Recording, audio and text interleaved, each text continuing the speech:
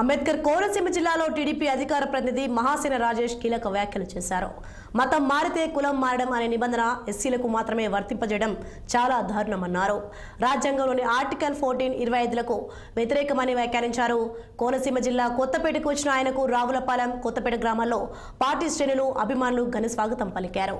ఈ సందర్భంగా అంబేద్కర్ విగ్రహానికి ఆయన పూలమాలలు వేసి నివాళులర్పించారు. అనంతరం ఆయన ఈ నెల 12వ తేదీన కాకినాడ అంబేద్కర్ భవన్లో ఎస్సీ వర్గీకరణ, ఎస్సీల మత స్వేచ్ఛ అనే అంశాలపై ఏర్పాటు చేసిన సభకు సంబంధించిన చలో కాకినాడ పోస్టర్లను ఆవిష్కరించారు. ఈ రోజున కొత్తపేట నియోజకవర్గం కొత్తపేట రావడం జరిగింది. రేపు 12వ తారీఖున కాకినాడ అంబేద్కర్ భవన్లో ఎస్సీ వర్గీకరణ మరియు ఎస్సీల మత స్వేచ్ఛ అనే అంశాల మీద మేము ఒక సమావేశం నిర్వహించడానికి తలపెట్టాం. దీనికి కొత్తపేట నియోజకవర్గం నుంచి కూడా హృదయపూర్వకంగా మేము ఆహ్వానం తెలియజేయడానికి ఇక్కడ రావడం జరిగింది. మీకు తెలుసు, సుప్రీంకోర్టు మొన్న ఎస్సీల వర్గీకరణ చేసుకునే అధికారం రాష్ట్రాలకు ఉంది. ఒకవేళ అవకాశం ఉంటే ఎవరికైనా నచ్చితే మీరు చేసుకోవచ్చని ఒక తీర్పు వెలువరించడం జరిగింది.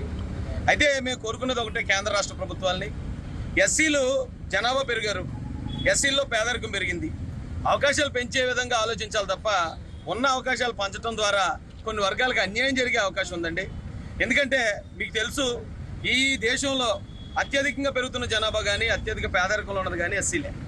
కాబట్టి ఒక వర్గానికి ఎక్కువ, ఒక వర్గానికి తక్కువ అనే దానిలో మళ్ళీ వివక్ష చూపించడం కన్నా కూడా నిజంగా ఈ జనాభా ఎంత ఉంది, పేదరికం ఎంత శాతం ఉంది, ఈ జనాభాకి తగిన వాటా ఏంటి అనేది ఆలోచించాలని కేంద్ర రాష్ట్ర ప్రభుత్వాలకి సవినయంగా మనవి చేయడం కోసం ఈ సమావేశం ఏర్పాటు చేసాం.